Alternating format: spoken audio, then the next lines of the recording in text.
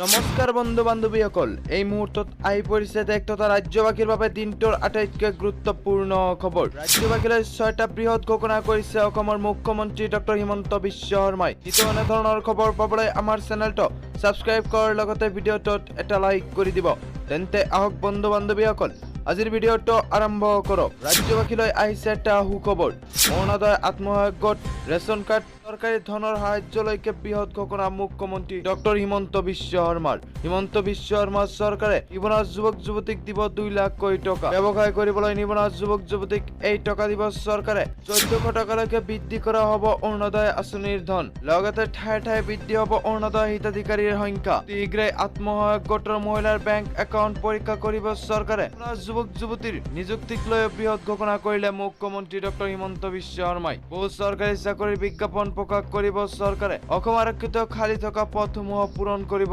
চৰকাৰে 10 মেৰ পাছত ৰেচন কাৰ্ড হিতাধিকাৰীয়ে লাভ কৰিব 5 লাখ টকাৰ চিকিৎসাৰ সুবিধা ৰেচন কাৰ্ড থকা পৰিয়ালে লাভ কৰিব বিনামূলীয়া চিকিৎসা সেৱা 1 লাখ টকা পৰ্যন্ত চৰকাৰী বেচৰকাৰী হাস্পতালত লাভ কৰিব চিকিৎসা সেৱা টিপুত উপস্থিত হৈ এই ঘোষণা মুখ্যমন্ত্ৰী ডক্টৰ হিমন্ত বিশ্ব শৰ্মাৰ